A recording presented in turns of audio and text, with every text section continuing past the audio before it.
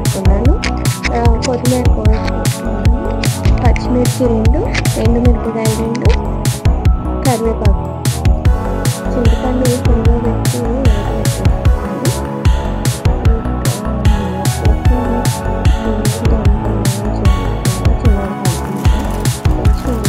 రాళ్ళు ఉప్పు అంటారు.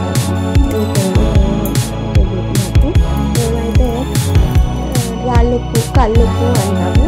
అన్నం ఉడుకుతుంది, కుక్కర్లో పెట్టేసాను. కొంచెం పల్లీలు తీసుకోవాలి, చింతపండు ఉడుకుతుంది. ఇప్పుడు బాగా పెట్టేసి నేను ఆయిల్ పోసేసుకుంటున్నాను. ఆయిల్ పోసేసుకున్న తర్వాత తాలింపు గింజలు వేసేసుకోవాలి. ఆయిల్ వేడెక్కిన తర్వాత తాలింపు గింజలు వేసుకొని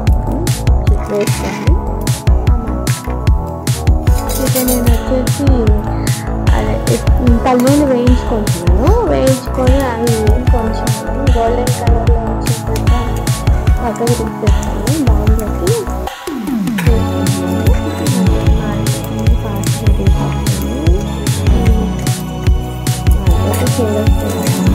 కొంచెం బ్రౌన్ కలర్. ఇప్పుడు పోపు పెట్టేసుకొని పోపు గింజలు వేసేసుకొని పోపు గింజలు వేయించుకోవాలి. వేయించుకున్న తర్వాత పచ్చిమిర్చి, కరివేపాకు, ఎండుమిర్చి వేసేసుకొని అది వేయించుకోవాలి. వేయించుకున్న తర్వాత ఇప్పుడు క్యారెట్ వేయించుకున్న లైట్గా చింతపండు గుజ్జు ఉడకబెట్టుకున్నాం కదా, ఆ చింతపండు గుజ్జు వేయించుకోవాలి. అది లైట్గా ఫ్రై చేసుకోవాలి. నాకు వచ్చినట్టు కొంతమంది వేరే చేసుకుంటారు. చింతపండు గుజ్జుని వేసేసుకున్న తర్వాత కొంచెం మగ్గనిచ్చాను. చింతపండు మగ్గాలి, కొంచెం కలుపుకున్నాను. మగ్గిన తర్వాత ఉడకబెట్టుకున్న రైస్ వేసుకోవాలి. పసుపు వేసుకోలేదు, మర్చిపోయాను. పసుపు కొంచెం వేసేసుకొని కలిదిప్పుకున్న తర్వాత ఇప్పుడు రైస్ వేసుకుంటున్నాను. సాల్ట్ వేసేసుకొని వెంటనే కల్లుప్పు వేసుకున్నాను కదా, సరిపోదు అనేసి నేను మళ్ళీ సాల్ట్ వేసేసుకున్నాను. ఇప్పుడు అన్నం ఉడికిపోయింది కదా, అన్నము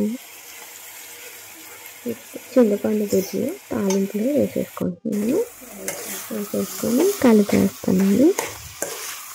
కలిపేసిన తర్వాత మగ్గవుతామేమో ఆపేస్తున్నాను అంటున్నాడు. నేను ఇంకొచ్చేసి వాడికి పెట్టేసేసాను. పల్లీలు వేసేసాను, వేయించుకొని పక్కన పెట్టుకున్నాం కదా. అంతే అండి, సింపుల్ చింతపండు పులిహోర. కొంచెం లైట్గా కొత్తిమీర వేసేసుకొని గార్నిష్ చేసుకోవాలి.